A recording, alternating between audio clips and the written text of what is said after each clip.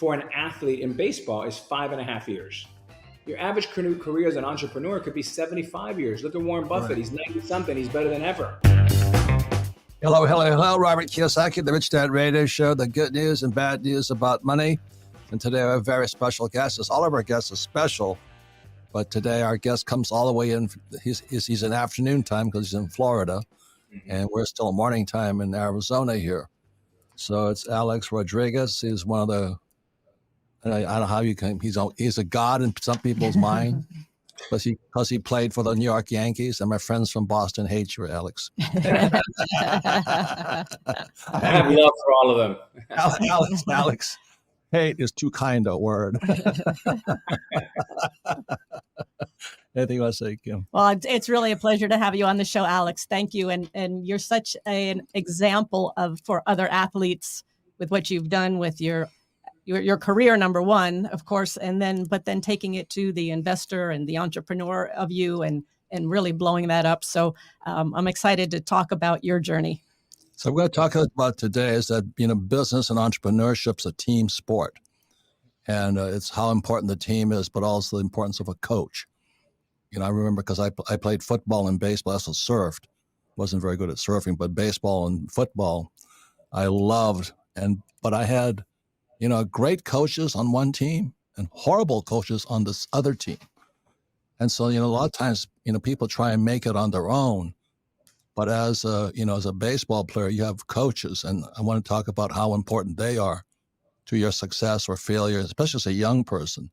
So, Alex, would you start about how old you were when you started playing baseball, and where were you and all that?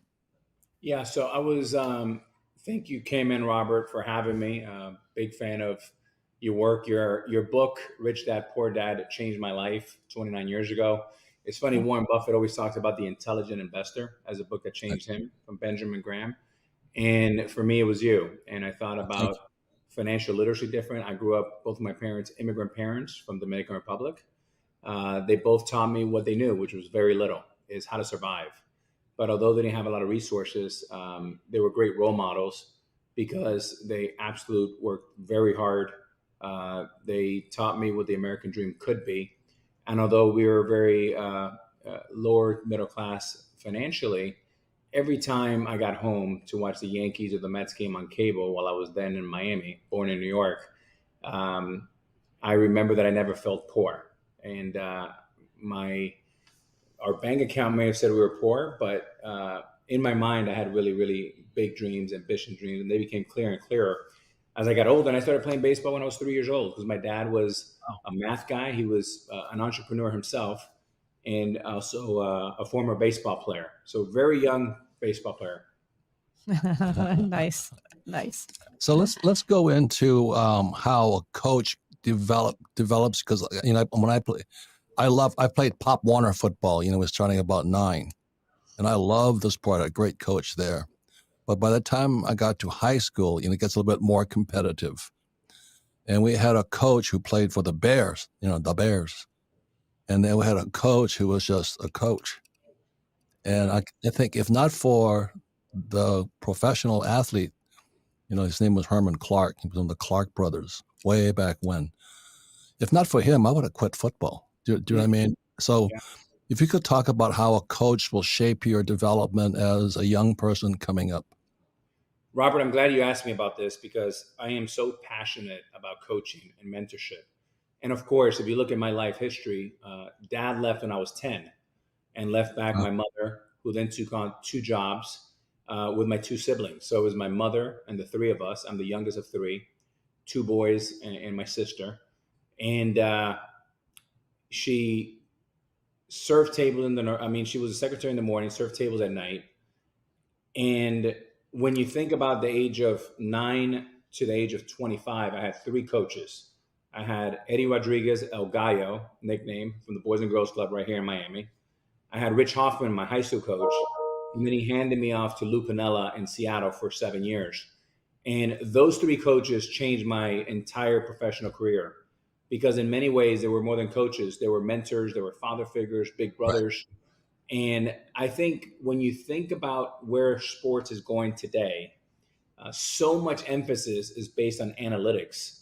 that I think the game, and not just one sport, but every sport, has created a blind spot with the importance of coaching. And I think a great coach can make you from a good team to a great team. I think it can make a playoff team a championship team. And I think that's really one of the things we focus on a lot when we think about A-Rod Corp. How do we develop our young talent?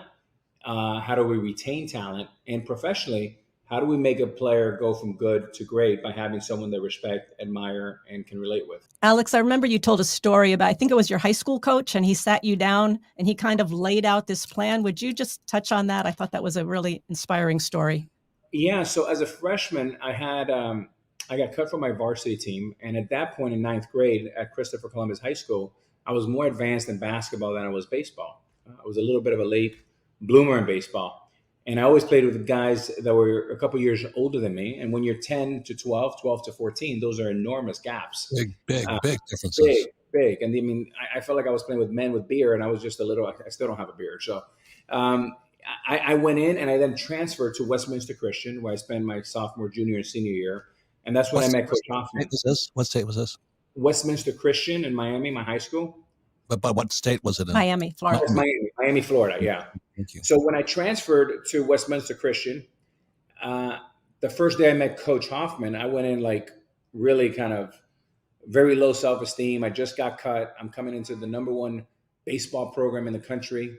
Think about Duke basketball. That was like Westminster baseball. Like they had 11 championships. He was like the John Wooden of high school, but he's an icon. And his first words to me were, Alex, your sophomore year, this is a transition year for you. You're going to do well, not great. You'll do well. But next year, you'll be considered the number one junior in the country. Wow. You'll go play for the USA baseball team in the Junior Olympics. And then your senior year, you'll be the number one pick in the draft. And it was him and I in a field right by the pool. I'll never forget this, in Westminster Christian campus. Robert came, I turned around and I said, and he said, yes. And Kim, that's such a great question, because from that day forward, the way I thought about myself changed completely. And that was basically someone believing in me, because remember, Dad left at the age of 10. And whether it's finances, whether it's acting, whether it's sports, we all need a leader to push us and believe in us. And the power of words from a great leader, my God, is that vital. Thank you. And wasn't Michael Jordan also cut at one time? Yeah, Michael Jordan was cut, I think, his sophomore year. And obviously the rest is history. But all the great ones, Robert, they go through adversity. They get knocked on their butts. But it's not about falling down. I always tell my daughters, I have a PhD in falling. I failed more than anybody, but I also have a master's in getting back up and keep fighting and being resilient and gritty and be willing to do something as a leader. All great leaders are first great listeners, and all great leaders are willing to do anything they ask you to do. They'll do it before you. Thank you. Agreed. Another thing that Donald Trump says is a lot of people talent, but they never develop it. Does that make sense to you? 100%. Yeah. And by the way, Robert, this is the deal, is that sometimes you can be too smart. And I never had that problem. I'm on the verge of average. I'm a C student at best. But here's the deal, is sometimes smart people look at all the things that can go wrong. Right. And when you're like me and you're an average Joe, you're like, what are all the things that can go right? And I do think that there is something about you miss 100% of the shots that you don't take. As you get older, you refine that. You don't just swing for the fences all the time, but you start harnessing your development skills, your investment skills, and you start getting a pattern recognition. And that's why I think athletes, while some have not been successful in the world of investing, I do think they have endless potential to be great business people. So there, this is to shamelessly promote my own company here. That's why I have Rich Dad Coaching, because it's more than just reading a book or playing our cash flow game. It's that choose your coaches wisely. I flew in Vietnam, and as I got to be a better and better pilot, I came out of Pensacola, Florida, and they shipped me to Camp Pendleton, California, next stop, Vietnam. And because of my rich dad talking to me about, you got to find your teacher. So I sought, I went through all the IPs in instructor pilots, and I wanted to find out the pilot that just came back from Vietnam, who was the most fresh, who knew that, because the Viet Cong were changing their tactics all the time on us. And so his name was Captain Forrester. And I said, Captain Forrester, teach me. So he became my IP, my instructor pilot. And he says, let me tell you, everything they taught you at Pensacola, Florida is bullshit. Now I'm going to show you how to really fly. So he took me up and taught me how to fly to save my life in Vietnam. And because of him, today I'm alive. Does that make sense to you? Oh yeah, it's a beautiful story. Yeah. So I also love your story, Alex, about how you started in investing, because a lot of athletes, they have their big paycheck, but then I think I heard the statistic was like 78% of them are broke after 3 years after they retire. So what prompted you to get to take that step and to start investing? Yeah, that's such a good one. I always say that for athletes, we all have different driving motivation or inspiration. And for me, it was fear. Um, I had two big passions ever since I was 10 years old. I remember sitting with my dad before he left home, and my two dreams was baseball and business, the two B's.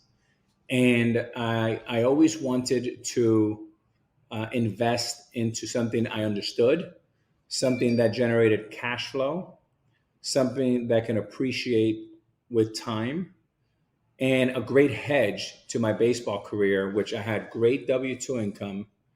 And I wanted assets that by the time this, candle would burn off, that this one would light up.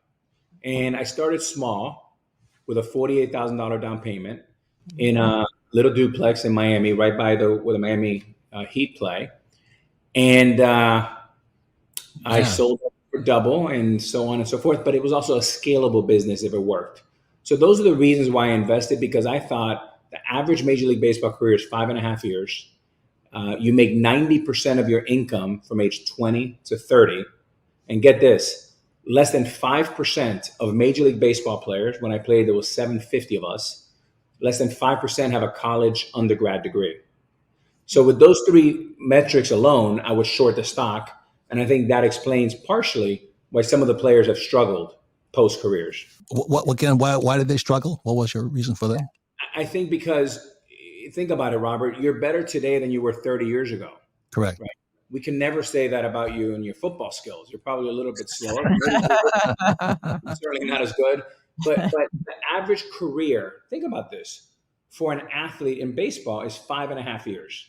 Your average career as an entrepreneur could be 75 years. Look at Warren Buffett. Right. He's 90 something. He's better than ever, right? Yeah. And so your earning power from age 20 to 30, you make 90% of your lifetime income. Correct. And less than 5% of the players have a formal college education. Less than 5% have a college degree. So I looked at those three numbers, and what it did is scare the crap out of me.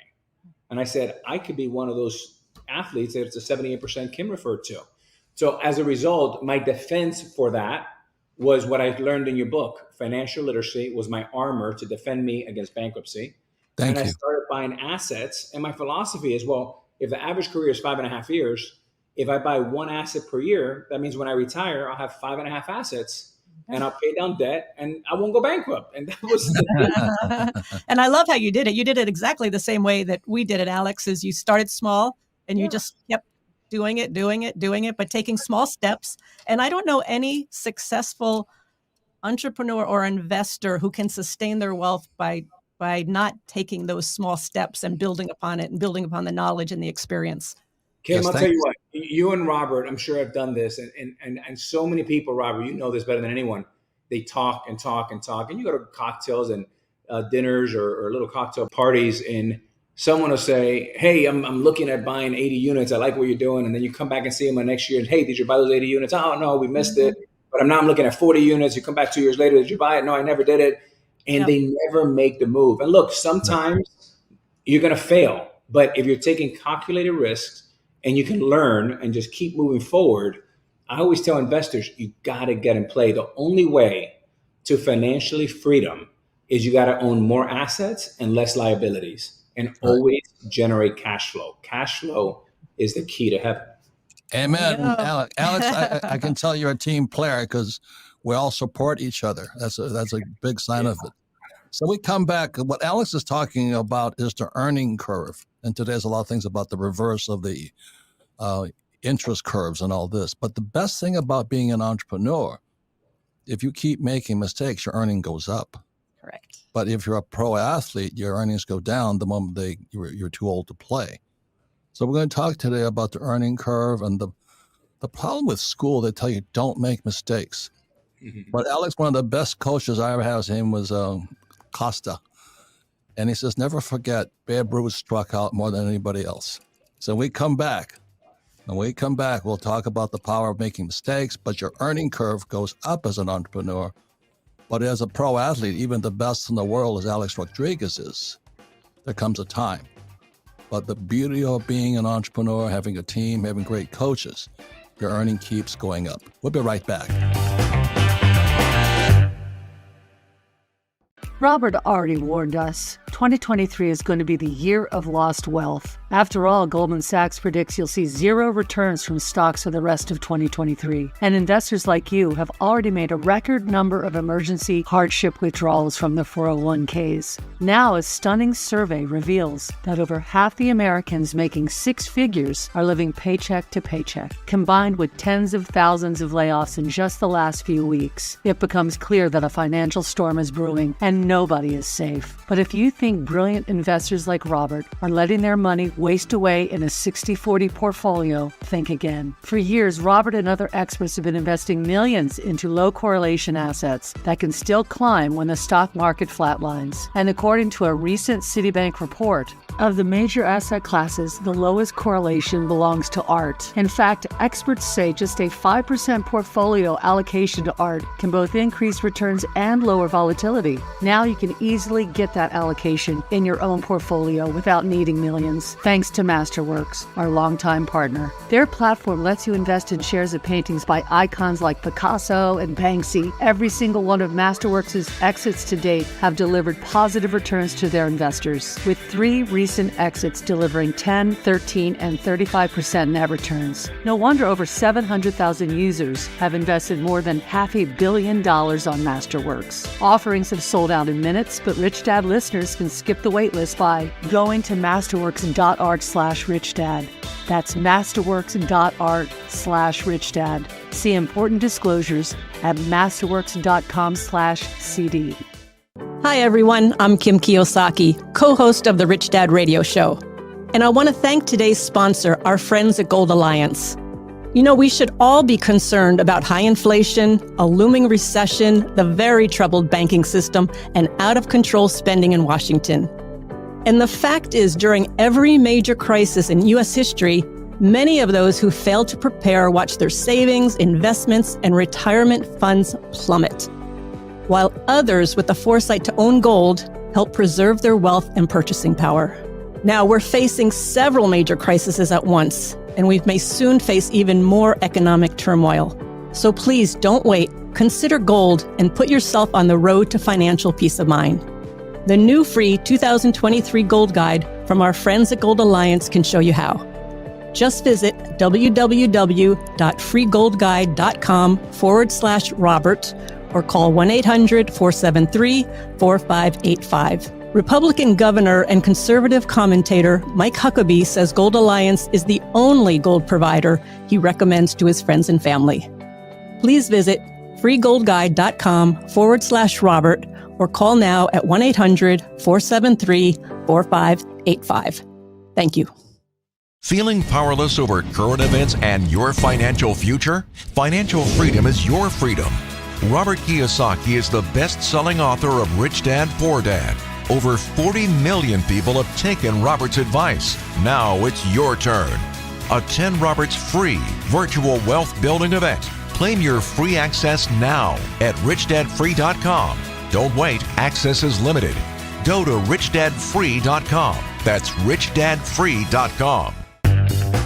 Welcome back, Robert Kiyosaki, the Rich Dad Radio Show, the good news and bad news about money. Reminder, you can listen to the Rich Dad Radio Show anytime, anywhere on iTunes, Android, and YouTube. And please leave a review whenever you listen. And all of our podcasts are archived at richdadradio.com. We archive that because we make no recommendations. We're not a financial services firm. And we archive them so that you can listen to this program again because the information is valuable. Because if you listen to it again, you'll pick up twice as much. But also, if you have friends, family members that need to hear this, especially that brother-in-law who knows all the answers, this would be a good program to listen to. So we have a special guest today. He's probably, in my opinion, one of the greatest athletes ever lived, is Alex Rodriguez. And I keep laughing because my friend lives in Dallas, and I told him you were coming on, and he's a Boston's fan. He says, I hate the guy. You know what I mean? I still crack up. I mean, the love-hate of your fans is intense, isn't it? It's incredible. It's incredible. But, that's what makes sports so great. And I always say nothing brings people together more than sports and music. And that's a great example of that. Right. Yeah. And today we're talking about the reverse side of the earning curve, whereas a professional athlete makes most of their money at 22 years old. And, when years ago and then they make it, but an entrepreneur makes it later in life. Yeah. So what happens if you don't make mistakes? You don't earn any more as you get older, but a professional athlete's going to make all their mistakes before they're 25, probably. And then they're going to make it or not make it. But we were brought in by the NBA. Her name was Carissa, a great woman. And I said, would you teach the NBA players about money? So I was in there. We're teaching them the cash flow game and all this stuff. And we got shut down. The reason we got shut down, Alex, is because they're managers. I guess every pro athlete has a manager that they're on the money manager, financial manager. Yeah. Yes. And they didn't like it because they were the players' financial advisor. So they didn't want the players in the NBA to get educated because then the manager didn't look so smart. Is that okay to comment about how important that manager is to you and stuff like that? Well, I can't comment about anything about the NBA per se, but Right. if we zoom out, I think to answer Kim's earlier question is I think the greatest thing that young athletes can do is surround themselves with the best people in the world that obviously have much more experience than them. And then you want to be aligned with them in the long run. And to me, it's all about alignment. I always say, I can only speak about me and not players, but I can tell you that as a young athlete, I came up and I had always two goals when I went to a cocktail or I went to a dinner. I wanted to be, and this wasn't very hard, I wanted to be the dumbest guy in the room. And I wanted to engage in really smart conversations. Right. And you constantly, as an athlete, put yourself in an uncomfortable position. I always had no issues with that off in my investing career.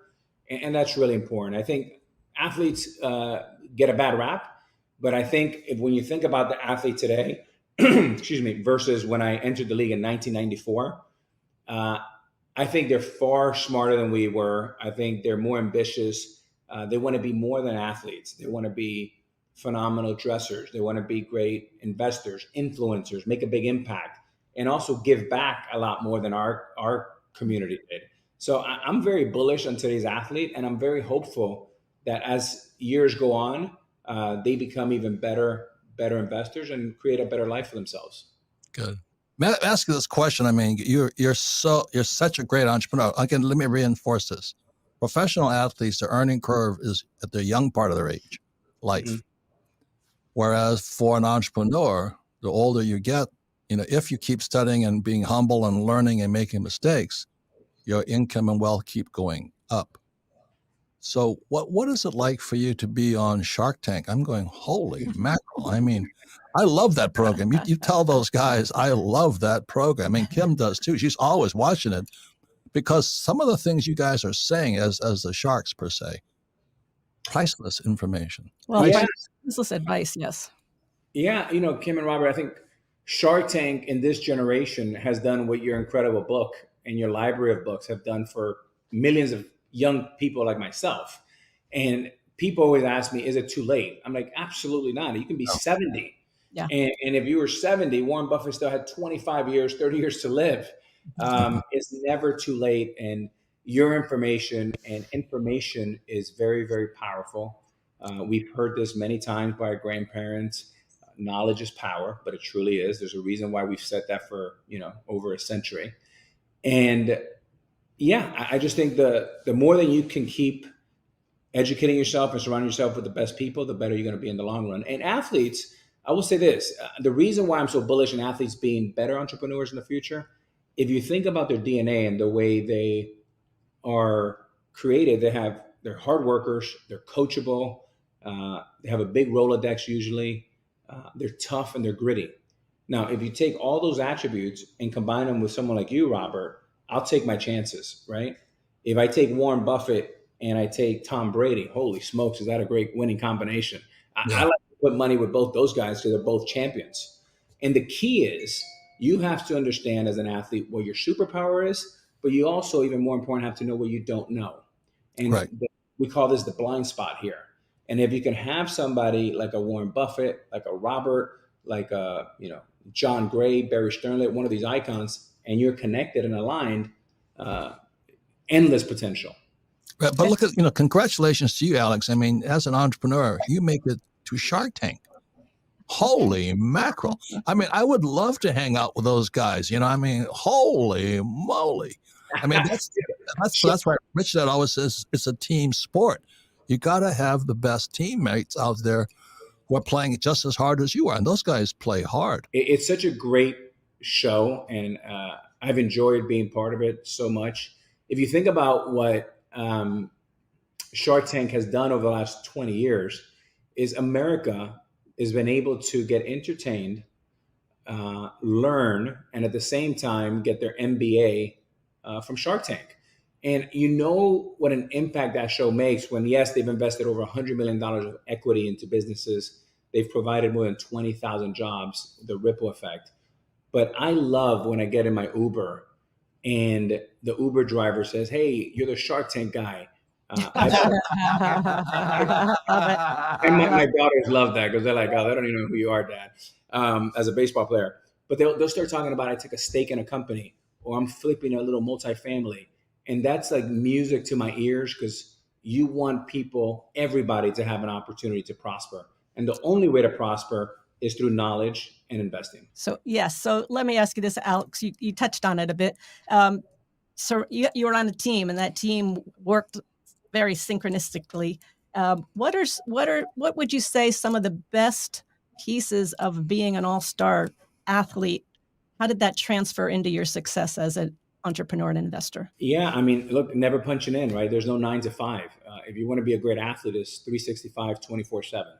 Right. You have to grind it out every day. I grew up, loving Larry Bird, Magic Johnson, Michael Jordan, Muhammad Ali. These are all phenomenal workers. And here's the thing, Kim, all of them, black belt, fundamentalist. If you think about the greatest athletes or the greatest entrepreneurs in the history, they have the fundamentals locked, right? And they know it at a level that is so sophisticated. And I always say to young entrepreneurs, don't go wide and shallow, go narrow and deep. Right. What are the 1 or 2 things you can be the best in the world at that, or at least, reach 100% of your potential? It's called focus. Follow one course until successful. There you go. So the other thing I want to talk about is that on Shark Tank, there was this, I won't mention their names, but they came on and they wanted to raise $1 million, let's say. Yeah. And so I think Mark Cuban asked him, says, "What do you want the $1 million for?" And he said, "To pay ourselves $150,000 a year salary." And they had this great, I mean, I couldn't believe Cuban's reaction, you know what I mean? But this is the thing I was telling, is that somebody came up to me and they wanted to know if I wanted to buy the Padres, San Diego Padres baseball team. I don't think they were doing that well. But anyway, so I asked my friend who played for the NBA, I said, "What do you think?" And his advice was, he says, "Never invest in a business where the employees make more money than you." Stay away from pro athlete teams. But anyway, there's so many life lessons from sports and, just life. And your thing about the reverse of the earning curve. As an entrepreneur, you can get richer and richer, but as a pro athlete, your shelf life, right? Is that correct? You do. And you have to appreciate, and the way I always thought about it, I always thought about my career as plan for the worst, hope for the best. And what I mean by that is I never thought there was another contract or two contracts or three contracts. Because the truth is, when you study the data over the last 100 years, that contract usually doesn't come. And if it comes, it's usually not as large as you were anticipating. So it's really important, especially in the early days, to be frugal and save as much money as you can, cut down on your expenses, and then be very, very strategic about the first two steps that you make. I'd rather you be a little safer with your capital early, but if you can put some money to work and learn the lesson and let it appreciate, then get a little better next time and take some of that cash flow and then reinvest it in the future, right? It's not get the cash flow and go buy a boat, right? It's get that cash flow and put it back to work. And all the great business people I've been around, whether you talk about Bernardo Arnault, who owns LVMH and is now worth well over $200 billion, is he never takes money out of the business. He just keeps putting it back in. And they own 75 of the greatest brands in the world, from Christian Dior to Louis Vuitton to Laura Piana, Tiffany's, and it's a conglomerate. And the way he did it, Robert, to your point, is focus. And nobody's been more focused than Mr. Arnault. Thank you. And it's funny you say that, because I remember, Robert, when we were starting out, all our friends, we had the small house. We had lived in a nice place, but it was a small house. Everybody, all our friends were buying the McMansions. They were driving the sports cars. And just as you're saying, and they're like, when are you guys going to get the big house? When are you going to get it? We're like, eventually, we'll be there eventually. But to your point, we just that money kept going into investments and into the business. Okay, I have one more thing. Is MC Hammer, he's a rap star, I guess. He said the worst thing that happens to you when you become a star is your posse. I mean, everybody is around you. Did you, you have the women, the guys, and all this, and everybody wants to help you spend your money. I mean, is that true? It is, and you have a conundrum, Kim and Robert. The conundrum is that by 25, you're making the type of money that a successful 65 or 70-year-old's making. Right. But you still have the maturity, at least in my case at 25, of a 15-year-old. Yes. And everything's coming at you fast and furious. And you just don't have the experience or the pattern recognition to be able to differentiate between a posse hang-on guy or a person that is it for the right reasons and is bringing value to your life. Because there's nothing wrong with a posse as long as they're making you a better person, if they're helping you make more money, if they're helping you crystallize and achieve your goals. But unfortunately, that posse sometimes is not doing that. And that's when it becomes an issue. Which is a great lead into what we want to talk about next in the last few minutes is the mistakes. The mistakes that we've made and how that is such a key piece to success. Well, I mean, look, I'm the king of that, right? I mean, I served the longest. I thought we were. Listen, some of the most successful people that I've met and I've had the great fortune to spend time with, they've had some major setbacks. With me, no different. In 2014, I served the longest suspension for Major League Baseball history for PED use. It was an inflection point in my life where I was able to take that pause and turned the lens inward and did a tremendous amount of work with my therapist. And for the last 10 years, I look at the suspension as not only the toughest time of my life where I embarrassed myself and my family and really let myself down, but I also look at it as one of the biggest blessings because it gave me an opportunity to learn from my mistakes and do the work that I had to do. I think, since that suspension, things have gone a lot better for me. Thank you for your being such a big man there about your therapist, because Kim knows my therapist is on speed dial. In fact, my quote unquote therapist is at my house right now, and she's going to make a lot of money off of me, because I'm the most screwed up guy I ever met. And the more successful I become, kind of sometimes the bigger mistakes I make. Yeah. Does that make sense to you? Oh yeah. Yeah. And we're a bigger target. And as you get more successful, you have to play a little bit more prevent defense. And I hate that, right? Because Robert, you and I, we like to play offense. We like to be in the attack. We like to teach, but we also like to learn. I always say all great teachers and mentors are great students. Yeah. And I'm learning 24/7. I just turned 48 a couple of days ago, and I cannot when you look back how 5 years, 10 years ago, you go, oh my God, I can't believe how dumb I was and how I looked at the world. And every 5 years I say the same thing. So it's always important as you take your big successes to calm down, take it easy, take it in stride. I've seen a lot of people come and go, but are those who play the long run. The turtle, slow and steady, wins the race. I want to acknowledge you for the thing about you have to have mental fitness too and emotional fitness. And I think that's the thing that gets banged the most in entrepreneur is mental and emotional damage you take, when friends betray you and money is lost and all that. And so that's why we have, her name is Seal. She's at my house right now waiting for me for my next session because I'm the most screwed up guy I know. But but it's also the key to the future. Yeah. Does that make sense to you? You find out what mistakes you made. It's worth everything to have made. That mistake is priceless. And and one of the keys they say to longevity, and I think it's one of the keys to successful entrepreneurship. One is sense of purpose. Second is optimism, but the third is resiliency. How well you come back from a setback. And I think that what you're saying, Alex, is you learned this. You had this thing, this setback, and you took it and took the lesson from it and learned from it. And I think that's what happens with a lot of people, why they don't take that first step in investing or in entrepreneurship, because they're so afraid of making a mistake. But we just look at mistakes as just something we didn't know and something we needed to learn. And then you get smarter. And you get up, everybody gets upset when you make a mistake. So that's what the therapist is for. That mistake is priceless. Yes, you screwed up. Don't waste a good mistake. And Alex, thank you for the time. Is priceless. Congratulations on all your success. I'll call my friend in Dallas, who's the Boston's fan, and tell him to suck on his popsicle for a while and grow up. But Alex, you have no idea. Don't tell him I said that. I don't want him coming after me.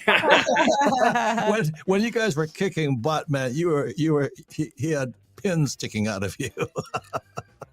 Anyway, Alex, thank you so much. That's a priceless success, man. Congratulations, and thank you for sharing your genius with us. And thank you for teaching and mentoring so many people.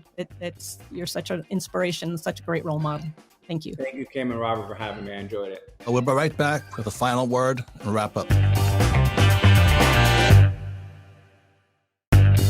Welcome back, and thank you to Alex Rodriguez for his wealth of knowledge, information, and being so generous with what he knows. I really appreciate it. Well, I just love that when he tells his story about how he realized after having such a big salary that he was scared to death. He was scared of what happens when you retire. And as we talked about, 78% of professional athletes go broke in the first 3 years, but he had the wherewithal to start investing. And then he's become an extremely successful entrepreneur, and taking his skills and talents as an athlete and transferring them to his world of investing in entrepreneurship. Right. Yeah, and then the thing about the reverse earning curve, those guys make it early in life, but most of them, I think 90% are broke. Yeah. But as an entrepreneur, if you're making mistakes, you learn from them. You have your own therapists and your own coaches, and Rich Dad has Rich Dad coaching. All of this is here to make you a better entrepreneur. And then you can say, well, I don't have the money. Well, you don't have the money now, but what thinks you'll have the money later? So you've got to bite the bullet now. Anyway, I want to thank Alex. And then once again, all of our programs are archived at Rich Dad Radio. We archive it for one reason. We don't make any recommendations. We don't say buy this or buy that. But when you listen to this again, you'll learn twice as much, but more importantly, get your little posse together, listen to it and discuss it, how you can support each other becoming better entrepreneurs. So thank you for listening to the Rich Dad Radio Show. Thank you. This podcast is a presentation of Rich Dad Media Network.